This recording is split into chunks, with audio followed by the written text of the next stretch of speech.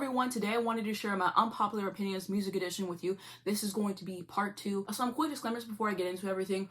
First of all, this is just my personal opinion. I would love to hear yours down below. Just keep respectful, please. Secondly, I apologize for any background noise or dust particles that may occur throughout this video. And let's get into it. So the first thing that I've written down is I hate whenever artists hide features on a song that they do. I think it's really annoying. The reason why is because whenever I go into listening to a song, I'm expecting a certain thing. If you have no one credited, I'm going to assume it's just you. It can just be jarring to hear. I have to prepare myself whenever there's a feature. You never know what they're going to bring to the table. Another thing is sometimes the artist that they collaborate with is someone who is really problematic. I don't want to support that kind of behavior, so I just need to know entirely to skip that track. And then another thing is that sometimes I just don't like what they do musically and I would rather avoid listening to it, and that is my opinions there. I think that it's really annoying that this has become a trend. Credit people. I don't understand why people aren't doing that. I think it's one thing if you listen to it, it can be a good surprise, but I would rather know who's on the track than not know. So that's my opinion there. Next up, every artist should do an album without any features on it. Why? There's a few reasons. So I just think that inevitably it's going to age better because you have nobody else featured on the track and everything. And like I was saying earlier, sometimes people can be problematic. Sometimes you collaborate with someone and they're not problematic in the moment. They don't do anything absolutely insane. And then sometimes something can happen and then they're problematic and then it's a whole thing. And then it's every time I listen to the album, I'm going to want to skip that song and just not support them or whatever, depending on what they've done, obviously. And so it's kind of better for that personal reason. Also, you need to show me that you can do everything yourself. I hate whenever I hear an artist and I'm like, oh wow, I think that they're really great, and then I go to their album and they have 2 solo tracks by themselves and there's 10 tracks and a collaborations on every single track. Do I hate collaborations in general? No, I love a great collaboration, but sometimes people do collaborations and they're just not good. It just feels like a cash grab. It just feels like they don't have any chemistry sometimes listening to it. Just show me you can do it all on your own. If you can't even make a good solo song, then why would I listen to anything else you have in your entire discography? If you need somebody on every single song you have to make it good, if any single time you get a hit is because someone else is on it, then what am I supposed to think about you as an artist? Make a good solo track. We don't need to collaborate on everything. Another thing is I hate whenever people collaborate on a song and I'm like, I wish you would have kept that to yourself, because the person that featured on it, it just adds absolutely nothing to it. I did a video ranking the songs on Mariah Carey's album Caution, right? And I said that I didn't like Gunna's verse on Stay Long Love You. And I was thinking back on this a few days ago. I did not drag him hard enough. You listen to that song again. If you haven't listened to it, go listen to it for me and come back to this video. It sounds like they just woke him up in the middle of his sleep and then he did the verse like that. It sounds like there's absolutely no effort. I can't even tell what he is saying in the verse. He brought absolutely nothing to that song. If she would have kept it to herself, then it would have been so much better. And now I have to go up and look up a no rap version because he absolutely messed up that part of the song. And if I do listen to the song, I'm going to skip past this part every single time. But yeah, I think people in general should just be more mindful of who they choose to collaborate with. And I just think generally nothing shows more of how talented you are as an artist if you can do it all on your own, no features on an album. It's just gonna hit so much harder for me. And a lot of my favorite albums have absolutely no features on them. So that's my opinion there. So the next thing that I have written down is the music and the songwriting credits for every single song should be separated. I think it's important to make that kind of distinction because for Mariah Carey, for example, in some of her songs she uses samples in Honey, in Fantasy and stuff. And there's a lot of writers because of the people who produce it, the people she had to clear the sample from, all that stuff. But if you look at the music and then if you look at the lyrics, because on her Wikipedia and on her vinyl she makes that distinction, a lot of the time she wrote the lyrics all by herself and stuff. So sometimes you look at the song and you're like, wow, it took 10 people to write the song. It took one person to write the lyrics and there's something else for the music. Producers and people involved in a song fairly obviously should be compensated for that and everything. I just think it's important to make that distinction and stuff, because I see people dragging certain artists because oh, why do you have 10 people write the song with you? They wrote the song by themselves in terms of the lyrics. They just had help with the music side, and I think that's an important distinction. Obviously, there's times where producers contribute to writing the lyrics of the songs, but sometimes they don't. They just produce the song, and like I said, they should get their fair credit for that. I think it should just be separated because there's sometimes confusion on that, and I think it's just better to just have it separated. Also, adding on to that, I hate whenever producers take credit for lyrics that they didn't write. Also, I want to see who contributed what part to a song, because there's a very big difference between changing one lyric and having a substantial part in writing the song. I think it's fair we make that distinction. It reminded me of the thing that Victoria Monet and a bunch of other songwriters were involved in, and they were saying that a lot of big names in Hollywood, they take credit for songs that they did not write at all because they intimidate the songwriters into giving them a credit. I don't think that's fair. If you did not contribute to a song, you should not take credit off that, because that's taking money from the people who actually did contribute to that. You already make enough money doing what it is that you do. If you want to be involved in it, then maybe write the song. I don't think it's fair. I think it's a really nasty practice to do and whatever. And also, I'm just sick of people taking credit for songs that they didn't write. But yeah, just generally, I'm tired of people taking more credit in songwriting than they actually did. If you just produce a song, you should have your credit, absolutely. If you have nothing to do with the song, you shouldn't get credit for it, in my opinion. Continuing on to songwriting, I think that songwriting is very important. I tend to gravitate more towards a singer-songwriter. Of course, I can enjoy people who don't write their own songs, but I just find that there's something more special when people do write their songs. They can relate to it more. The lyrics tend to be better and stuff, and that's just like my opinion there. And I saw this tweet that basically just said artists who write their own lyrics are always going to have a deeper connection to their fans, basically, and the songs are just more special. I feel like they're more timeless when you write yourself and you sing it. It's just different, and that's my personal opinion there. And continuing on with that again, some people should not write their own songs. I'm all for people writing their own songs, like I was just saying, but some people just do not have the gift of writing. I understand if you write, a few songs and they're not the best at first, but then you progress and you get better. I do love to see it. But if every single song you write is awful, maybe we should stop writing the songs. Maybe we should actually reach out to songwriters who can write a hit and get them to write a song for us, because it just gets embarrassing at one point. It's only impressive if you're a songwriter if your songs are good. If your songs are trash, it's no longer impressive to me at all. I don't care if you wrote all the instruments, I don't care if you produced the track, I don't care if you did the ad-libs, I don't care if you wrote all the lyrics, if your song is not good at the end of the day. What matters to me is the craft in songwriting. I think songwriting is very important, and I feel like some people just do not value songwriting enough sometimes, because every once in a while I see a tweet and people are like, oh, it doesn't matter what lyrics are on, if the beat's not good, if the instrumentation is not good, nobody's going to listen to it. I can understand what they're trying to say there, but what makes a song good for me is all the elements of it. If the lyrics aren't the best, but the instrumentation is great, the production is great, I can forgive it sometimes, but I can't have that be a rule for every single song. You're going to have to give good lyrics. I hate whenever I listen to a song and you can tell that they just did not even attempt to write good lyrics at all. They are corny. They make absolutely no sense. They contradict each other. It's like you didn't even try to write a good song, So I definitely do think it's important, because while great production is something that has to be noted, if the lyrics are just awful, then I'm not going to be able to sit through the song either. Every single part matters. What makes a song good for me is when everything comes into full swing. Whenever the production is immaculate, I love the instrumentation, and when the lyrics they write over it are superb and it's just the perfect storm, everything is important. If the lyrics are great but everything else is bad, I'm not going to listen to the song. So that's just like my opinion there. And the last opinion I wanted to share in terms of songwriting, Mariah Carey is the best singer-songwriter of all time. And I know that you guys are watching this and like, why would you pick her as the best singer-songwriter? There's a lot of people who are better than her, blah, blah, blah. Here's why. Her talents are very equally matched. She is one of the best singers ever to do it. Her tone, her range, her consistency, her versatility, how agile her voice is, the fluidity, the musicality. I could go on and talking about how great of a singer that she is. There's videos on it. Check it out. I'll probably find one and link it down below in the description and everything. But you already take that into account, and then you can look at the lyrics of some of her songs, and they are insane. Especially the lyrics to her album Butterfly, which is my favorite album from her. I think that it's probably her best written album. She has some great lyrics on her album Daydream as well. And she's just a really smart songwriter in terms of like the way that she puts things together. I think she's really clever in terms of that too. Like the Memoirs of an Imperfect Angel album, which I just think is a fun album. I'm going to make a video on that soon.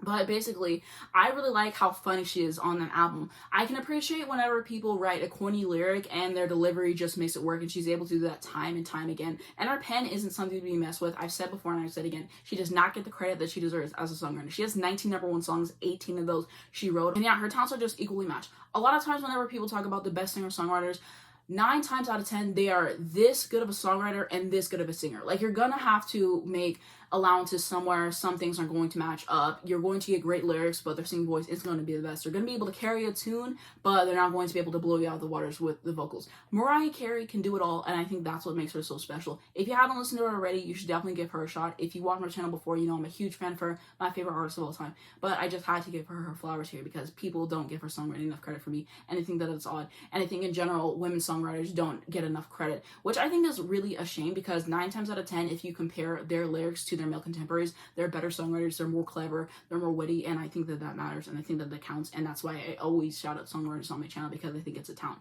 Alright, next thing that I wanted to say is that the Glee version of Turning Tables is better than Adele. I think that Adele is a fantastic singer, of course, but they just ate her up, did what they had to do. Like Gwyneth Paltrow, she was in the studio and she was giving Adele a run for her money. I don't know what you want me to say. There's a lot of Glee versions that I prefer more than the original. I think maybe in videos in the future that I do of my unpopular opinions, I will share more, but that just had to be said. And continuing on with Adele, Easy on Me is so much better than Hello. People might be watching and they're just like, oh, you're just saying that because Easy on Me is her new song or whatever, but I just think it's a breath of fresh air compared to Hello. Hello was cool for like 2 seconds, and then I think it's because it was such a big song. I think it's because it's a ballad. It's what she's known for. I got so sick of it. Do I get sick of Easy on Me sometimes? Absolutely, but not nearly as much as I've gotten sick of Hello over these past few years. I can hear Easy on Me 100 times. I'm going to enjoy it more than Hello every single time. I think compositionally is so much better. I like the places she takes her vocals. I like the lyrics, and it just feels so much more personal. I like what she brought to the song. I think that she is a talented songwriter, and yeah, I just don't understand people, like, the second that Easy on Me dropped, everyone, oh, it's not as good as Hello. Are we listening to the same song? How do you listen to both those songs and you think Hello is better? I never understood that. And I love the 25 album, but Hello, like, that song just got old so quickly. And now onto a Janet Jackson unpopular opinion. Damita Jo and All For You are better albums than Janet. And I have just felt this way forever. Ever since I heard Janet for the first time, it has just never been one of my favorite albums from her. Of course it has the bangers on there. When it shines, it really shines. I love songs like If, Anytime, Any Place. Again, is one of my favorite songs that she has ever released. I think that she just sounds gorgeous on there. New Agenda is a great song. But it also has songs that I just feel like don't go to where they should. Like, they just leave me wanting more, and not in a good way. I think they kind of fall flat. For example, Because of Love, and also I'm going to say You Want This. Like, You Want This has some interesting chord progressions, but it just doesn't go where I want to in terms of the music. The lyrics leave a lot to be desired, and there's just something missing for me in those tracks. I also don't like Throw Up. I've never liked it. I know it's not supposed to be a full song. It's supposed to be something you can dance to. I never want to dance to it whenever I hear it. There's just nothing interesting about that song for me. I just never liked it. I skip it every single time. There's too many interludes. I think it just runs too long in my personal opinion. Like I said, where it shines, it really shines, but I think it doesn't help that it's right in between The Velvet Rope and Rhythm Nation 1814, which are some of her best work in my personal opinion. I just always like those albums more, and I think the sentiments that she was trying to put forth on that album, she did it way better on Rhythm Nation and Velvet Rope, and that's my opinions there. Like I said, the bangers are there, but it's just not going to be one that I go to listen to whenever I want to listen to a Janet album. I would much rather listen to Damita Jo or the All For You album. All For You is such a banger. You Ain't Right, not one of my favorite songs from her. Again, there's just something there missing for me. I don't know exactly what it is. I feel like it just feels way too drawn out, and I feel like there's something that needs to be added to the song in my personal opinion. And then on Damita Jo, I've never heard the song that she did with Kanye, My Baby, because I don't like Kanye as a person, and so I just refuse to listen to anything he's involved in terms of like features or whatever, so I'm not going to listen to that song. I also don't particularly care for the Strawberry Bounce song. I think that song was trash. I just think that it's really boring. It doesn't go anywhere. So yeah, I have my skips on those albums, but when I go to the Janet album and I look at the songs I like, I have my fair amount of songs that I like, but I think that sonically, Damita Jo, All For You are so much better. I'd rather listen to those on any single given day, and that's my opinion there. Next up, long songs that don't go anywhere really bother me. I'm all for a great long song. I appreciate whenever an artist can put out a song that's like 7 minutes, and every single point they change a key, or they add a new lyrical theme, or they're going to a new place, and it can just keep you involved in it the whole time. You want to know where it's going, but I hate whenever the song ends at like 2 minutes, and then the rest of the song is them just like doing a bunch of solos. I don't care to listen to that. Make the song go somewhere or cut it off, because I just don't want to listen to that. You have to make the song interesting if you're going to make it like a 10-minute song. Give me some different sections, do something. The next thing that I wanted to say is that Elvis is so overrated. I just don't really like his music that much. I don't understand why people hype him up so much and try to put him on such a high pedestal. It doesn't make any sense to me. I read some more about his like impact and what he's done for music at large, and I can, I guess, get it more in that sense. But if we're just talking about his performances, we're talking about his songs, we're talking about all that kind of stuff, I just don't really like his music that much. I never understood why people say, oh, he's the king and oh, his music is so good, because it just never lived up to that high standard for me. And people might be watching this video, they're like, oh, you weren't alive during the time, you don't understand it, and whatever. But the thing is, like, I do like music from that time. The Beatles, for example, changed my life. I would not see music the way that I see it today if I never got into their discography. They just really changed my idea of what music could be and all of that, and so I will always have a soft spot in my heart for them. I don't like them as people besides Paul McCartney, so I don't really listen to them nearly as much, but I just never really understood the hype that comes with his performances and stuff. I just think that his contemporaries gave better performances, and I just like what they brought to music as a whole. That's my opinion there. Next thing that I wanted to say is that you can critique artists that you like. I hate whenever artists get held accountable for something that they do, and then a bunch of stans go attacking that person for holding them accountable and stuff. I just think that that's absolutely weird. You idolize celebrities, and I think it's just a dangerous thing in general, because they're human, they're going to let you down at some point. And just being a fan of people, I have learned that that I'm not going to agree with everything that they do in their personal lives or everything that they release. There's going to be some stuff that I think is just not good, and I feel like I have a right to express my opinion. And I know that there's going to be consequences that come with what I say. People are going to disagree with me. I think that that's fine. But blindly idolizing a celebrity and looking at them like they can do no wrong and just following them in every single thing that they do and never holding them accountable is just really dangerous, and it's weird, and I don't think that we should be doing that. I can understand people getting criticized, like whenever someone says they're a fan of somebody, but they're just a hater and they just disguise themselves to be a fan and they just hate on every single thing that the person does over and over and over again. I can understand that, but just being a fan and disagreeing and stating your opinion, you shouldn't get attacked for that, and people should just be held accountable for what they did. And I just think it's weird the level that it gets to sometimes. Don't blindly idolize everyone, hold everyone to a standard, and that's my opinions there. Next thing that I wanted to say is that singing with emotion is important. Why would I want to listen to your music if it doesn't even sound like you want to be there? Why would I watch a performance of you when I look at you and it looks like you're not invested? I love singers who they're singing and you can tell that they are just really heavily into the song they're singing. They feel every word. They feel that pain. They feel that emotion of whatever they're singing in. And I think it's important. I think it's important to have that conviction. If you don't have that kind of emotion, I just can't really connect with you. There has to be that connection. I have to hear it when I'm listening to you on Spotify. I have to see it whenever I'm listening to you in person. And I feel like that's something that can't be denied. I feel like that's something that is important for sure. The next thing is that Paul McCartney is underrated as a singer. I feel like people don't give him the credit that he deserves. And what I love about him is just the range that he has is insane, and his versatility is insane. He can sing a song like Oh Darling and Martha My Dear and just make it sound seamless. I love the textures that he uses, and he just has a really lovely voice and he can adapt it however he wants. And I just don't see people giving him enough appreciation for his voice alone. And then also, while I'm thinking about it, he definitely doesn't get enough credit as an instrumentalist as well. He definitely deserves more credit because he plays so many different instruments. He plays them well, and I think that that's definitely something to be stated. Continuing on with Paul McCartney, Off the Ground is better than Flaming Pie and Flowers in the Dirt. I just love the songs on there so much more. The title track, not really my favorite, if I'm being honest, but I really like every other song on the album. Just because you're young like myself, don't let that stop you from getting into older artists. They were popular in their time for a reason.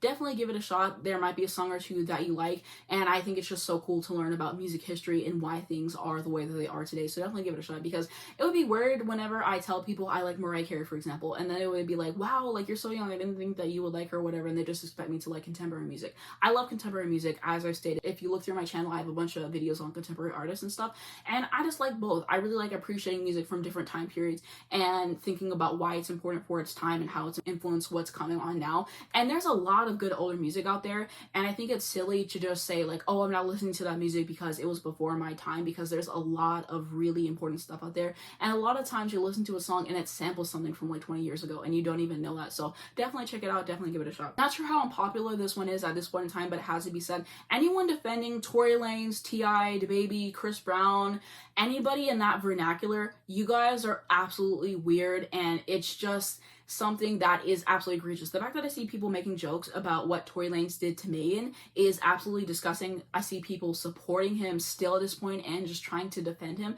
It's just weird to me, especially women defending them. Like, are you guys insane? Just go listen to people who don't do that and like, oh, but the music is it. These people, 9 times out of 10, they're making the same song over and over and over and over again. What are you guys supporting besides them being horrible people? I'm not understanding it.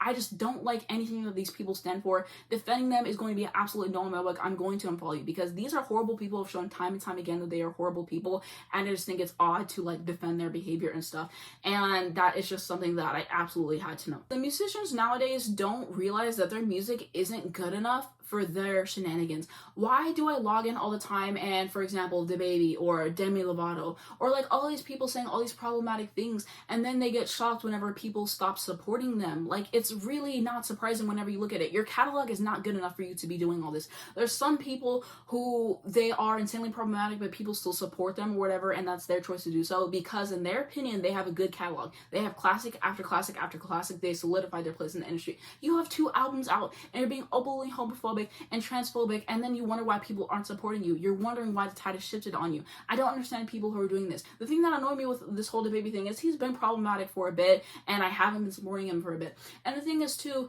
is like he came out, he said all those homophobic and horrible remarks, and then he wanted to flip-flop on which position that he took. One minute he was sorry, the next minute he wasn't. Like, pick a side and stay with it. That's the thing that is just really getting me, and just something that I had to say. Like, you just really have to like be aware of your audience, and if you want to say stupid stuff, you have to be aware of the consequences that are going to come with that. It's really that simple. Now on to the last thing that I wanted to share is that I don't like most pop punk music or most emo music or whatever. I never had an emo phase whenever I was in middle school and stuff, because I see posts all the time and people are like, oh, when we were in middle school, we all had an emo phase. We all listened to A Day to Remember and Falling in Reverse and Sleeping with Sirens and Green Day and all of these other bands. I was just never involved in that. That music never really appealed to me. It never really grabbed my ear. I love pop music. That's what I was really listening to back then, or like R&B or rap or something else. It's just never really caught my ear. I do like Olivia Rodrigo, what she was doing with her last album, Sour, with songs like Good For You and Brutal, and I liked Billie Eilish, Happier Than Ever, and I like what Paramore does, but everyone else, it's just never been my bag sonically. I've never been able to get into it. I didn't really care for the aesthetic,